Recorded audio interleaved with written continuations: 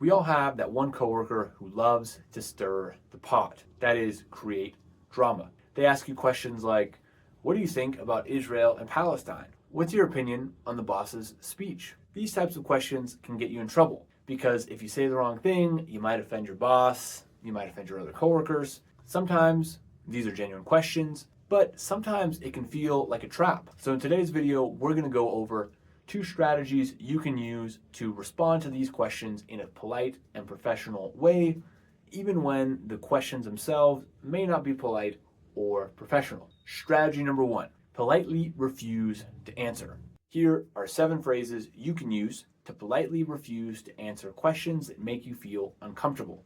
Number 1, that's above my pay grade. This is a lighthearted and playful way to say, I'm not even qualified to give an opinion here. Number 2, it's hard to say, or it's a bit complicated. Both of these acknowledge the seriousness of the issue and also acknowledge that you're not very comfortable speaking about it.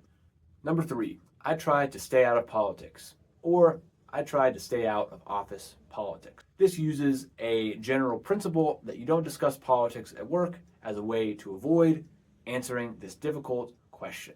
Number 4, I plead the fifth. This refers to an American law that allows criminals to remain silent when going through their criminal proceedings.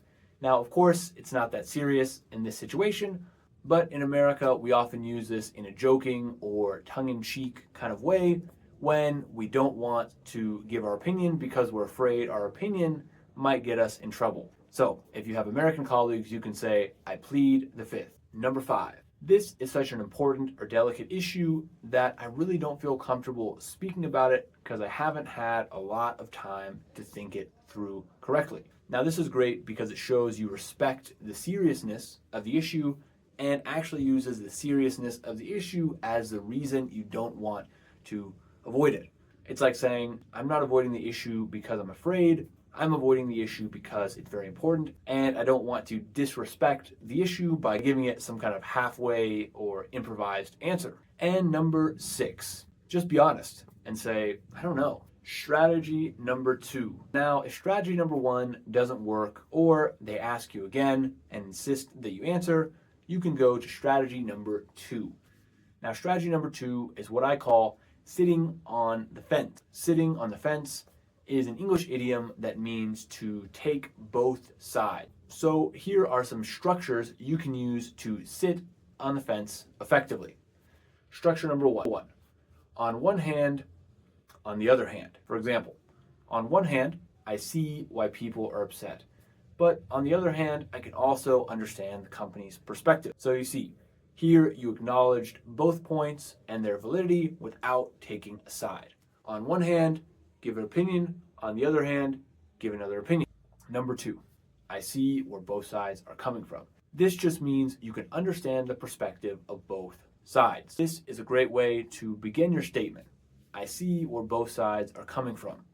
On one hand, you have the company who wants to cut costs, and on the other hand, you have the workers who, of course, want to earn a higher salary. Number 3, there are many factors to consider or many things to take into account. This is great to acknowledge that the issue is complicated, and you can begin by saying this, then continue on to explain the different things that are affecting the decision. And at the end, you really don't have to give your opinion. You can just acknowledge there's this, this, and this. For example, there are many factors to consider. First, the wages and mental health of the workers.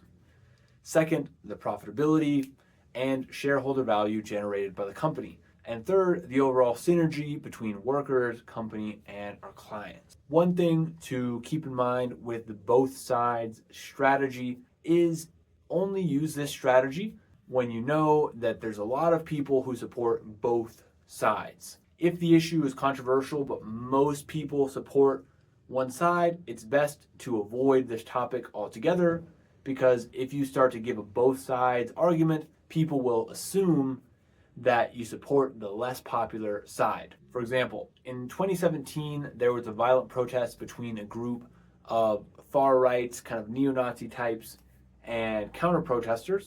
And when they asked Donald Trump, what he thought about the issue, His response was, well, there are good people on both sides. Now, obviously, most people interpreted his response as support for this right-wing movement because he wasn't willing to come out and say that he condemned them. So just be careful with this and make sure you use the fence-sitting tactic only when you really need to and you know that it's kind of an evenly divided issue. Now, I know what you're thinking. When someone asks you a question, it's best to be direct and honest, and I agree. Most of the time, if you can, it's best to give your honest opinion and not avoid questions or fence sit and things like this. But there are always some cases where people try to trick you or ask you inappropriate questions that they know will get you in trouble.